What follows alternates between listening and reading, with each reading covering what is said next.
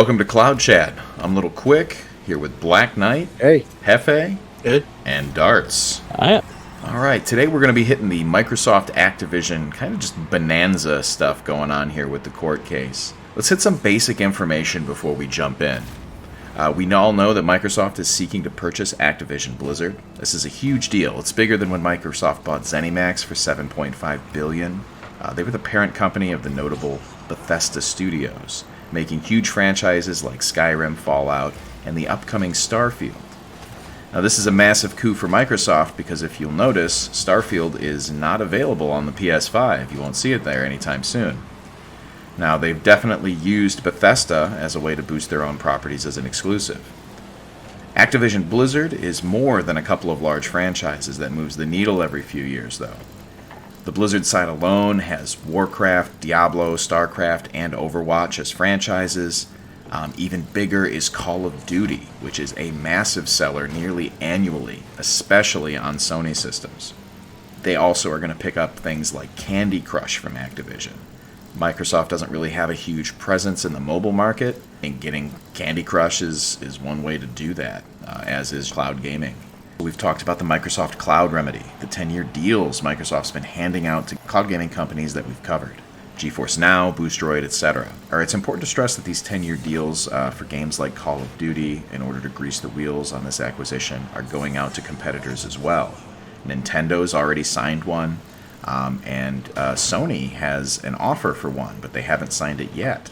And the CMA, which we covered last time, is more concerned with cloud gaming industry with its potential growth and what Microsoft owning too much of the cloud gaming industry will mean. Today we're going to focus more on the FTC, and they seem more concerned about the competition between Microsoft and Sony. Microsoft is going to have to appease or defeat both of these bodies in court in order to proceed with their purchase of Activision.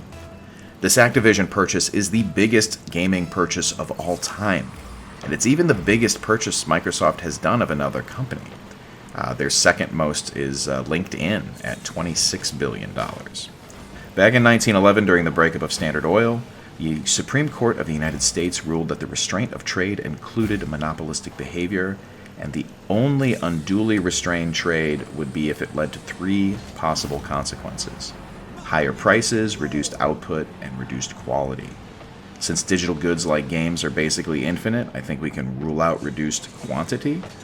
But the concern is going to come from higher prices, which would come from reduced competition, like if Sony is struggling and needs to charge more, or goes under, and Xbox can now charge whatever they want, and lower quality, which is always a danger when projects and teams come under new management. Let's start with what the FTC is talking about here. Their prime concern, the damage that it would do to Sony, the console market, the console race, they consider Xbox and Sony as opponents with parity. Nintendo's kind of involved, but they're kind of something different. And the FTC really feels like this purchase is going to really cut the knees out from under Sony. What do you guys think about that? Technically, it would. What it comes down to is Sony doesn't have the infrastructure Microsoft does to handle cloud gaming. Everyone is saying we're going the cloud gaming route, as most people are. Sony would be up a creek if that were the case, as of now. So, in regards to cloud gaming, which is listed on the FTC's arguments, even though it's fun reading through this document, we're going to link it in the description, but Microsoft believes that the core claim revolves around Sony's objections. We're going to hit Microsoft's arguments regarding why this is just inappropriate that the FTC is challenging them. The first argument we see: United States antitrust agencies have rarely sought to enjoin vertical mergers, and that they've lost every recent case they've tried, like over decades. On the 6th page of the document here, on line 16. All right. So, do you guys are you familiar with vertical mergers, horizontal mergers, and what they mean in market stuff, or no? I'm not too familiar. Okay. So, vertical mergers are companies that aren't directly in competition with one another. So, usually companies that are buying or selling to one another. If you're a glass maker, you might purchase a company that makes the fuel you use to heat up your glass, or you might purchase a company that mines the sand you need to melt the glass. So you're reducing costs by buying up and down the chain. Whereas a horizontal merger is when directly competing companies come under the same ownership. Continental United. The Standard Oil comparison, the idea that if you own the means of production and the means of shipping, and then you buy up your competitors, that's the definition of a monopoly. When you mention Standard Oil buying up the means of like transportation and stuff, that's a vertical merger technically, but that is a historical example of a vertical merger that was causing damage and helped force them to break up. Yeah. Precedent is always very important. So the fact that Microsoft is citing that none of these vertical mergers have been blocked in decades is basically them saying, hey, are you going to be the first judge to break rank and do something that other judges aren't doing? Are you going to... Basically, they're saying, hey, don't do this because it hasn't been done before. You're overstepping your bound. So Microsoft's arguing, well, we're just purchasing a game company. We're Microsoft. It's fine. It's a vertical merger. They don't block... You don't block vertical mergers, so what's the problem here? How do you guys feel about that particular argument? I would say that's, a good way to kind of put it, to like absolve themselves of what they're being accused of. I mean, it definitely sounds like a horizontal merger, which we'll get in more later. But I think they're using that to say, we're not actually doing anything devious or anything that would cause anyone to think that it's a monopoly. I'm with you, where it kind of does sound like a horizontal merger, and I don't mean that in that Microsoft and Activision Blizzard are the same in any way. The problem is Microsoft is a super corporation, and they own so much, and they have their fingers in so many industries. They do produce games. They do create games. The fact that they produce their own games means that if you ignore the rest of Microsoft, it is a horizontal merger. But it is not all Microsoft does, and that's the crux of a lot of these other arguments. Microsoft's so big that it is probably more of a vertical merger than a horizontal merger, but there are aspects of both involved here. To then go further, it's what the possible results coming from the merger, like what would come with that, more so than it actually being a on paper horizontal merger. Would be more of a vertical merger, like you said, because it's not actually, they're buying a gaming company, not something exactly similar to Microsoft. But because of what could happen from that, that's why the FTC is probably getting involved in saying, you know what, we can't let this happen because of what could happen afterward. I'd like to bring up the argument that, so in 1948, the Supreme Court ruled the United States versus Paramount Pictures that studios can't own theaters due to these antitrust laws.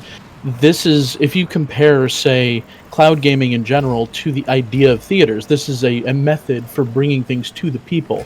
Then if they control a large enough market share to be able to squeeze out other companies, that is a pretty good precedent for that. Yeah, it is a one-to-one comparison. It's not Microsoft's game development here that's the problem. And honestly, if it was just a horizontal merger, I don't even think it would have been a problem. If Activision was buying, well, we'll just go back, and it wasn't Microsoft that bought ZeniMax, but Activision bought ZeniMax and now owns Bethesda, I don't think people would care that much. It's actually the vertical merger part of this that is the problem. I don't know, agree or disagree, because that's kind of a bold statement when vertical mergers aren't being blocked in recent history. I definitely get what you're saying. I think it all comes down to like the future implications of it. That's where the real concern is. I guess we'd have to explore what makes a vertical merger dangerous then, because they have been blocked in the past. We brought up Standard Oil, we brought up Paramount Pictures trying to do theaters thing. So the holes in this argument are going to be things like increased barriers to entry. If it's harder to become a competitor in the future, if it requires too much investment, that's like killing competitors in the womb. Exclusive game titles are one of those things that prevent appealing platforms from growing, right? I mean, we're old enough to remember like the Atari Jaguar. What was the killer app for the Atari Jaguar? Why did everyone buy an Atari Jaguar? Nobody bought an Atari Jaguar. That's why, because they didn't have any games anybody wanted. Right? That's what I'm saying. So, if you're taking away one of the guaranteed annual massive hits for Sony, which is what Call of Duty is. This is directly what the FTC is talking about. So, is it unfair? I don't know. I mean, you might say, well, Nintendo has a lot of exclusives and Sony has a lot of exclusives. It's not the same, though. Nintendo didn't buy Mario from some guy on the street and then use it to build their empire, or they didn't build their empire and then buy Mario that was on multiple platforms. That's always been an in-house thing. They made that. You can't take away something someone made, but you can prevent someone from buying something they didn't make if it's going to hurt the market as a whole, because the idea here is to preserve competition, which leads to lower prices and a better, just a healthier market. Do you think, because I want to reel this in and bring it back to cloud gaming in general. We all know that Sony is not in control of their own infrastructure, right? So Right. another big hole in this argument is, let's say, we're Cloud Gaming Battle. We're going to talk about cloud gaming. The costs of cloud gaming infrastructure are astronomical, right? Sony can't afford it, and they're, I believe, Black Knight, they're using what to run their infrastructure? Yeah. They're when they started PlayStation Now, they're using Microsoft Azure to run their service. Oh no. Oh no! What are the dangers of renting from competition this kind of infrastructure? That means that there's potential. They could just maybe just look at what's on there, and they could see everything you're doing. Yes. Mm-hmm. Yeah. Now that we're in a world where IBM wouldn't allow Apple phones on their floors for the possibility that someone might be listening in, and let alone installing your entire infrastructure on your competitor's hardware. Right. That's Side notes. I think, as we've talked about before, PlayStation Now, when it was PlayStation Now, was supposed to be just an oversight. Just like, oh, it's a small thing here. I don't think Sony ever thought it was going to be a main thing. It was kind of like, we don't want to fall behind the competition. They have a cloud thing. Let's get one too. It wasn't like, oh no, we might have to go all in on this. Which currently, let's be real, that is not the case right now. No. But do you think it's trending that way? Oh yeah. Oh yeah. Obviously we do. We're Cloud Gaming Battle, but if they're making news posts about it, I mean, that was a huge thing. Plus, this is why the whole merger is being stopped. One of many. I feel like the FTC is focused more on the console war, but they do bring up cloud gaming for sure. Well, the CMA thought so. The CMA, absolutely. They were like, shut up, Sony. This isn't about you. That was hilarious. They were like, we want to make sure a new market flourishes. We do not want to endanger, the games industry in the UK. Yep. If we look at the history of what's going on with games right now, from NES all the way up to PlayStation, PlayStation 2, there was no such thing as digital stuff. You're not streaming anything. You're not buying games digitally. You're buying a hard copy at a store. Now, these companies want to cut out a middleman. This is not exactly a horizontal merger. It's just an obsolescence thing. If GameStop becomes obsolete because they make everything digital and you download everything, boom.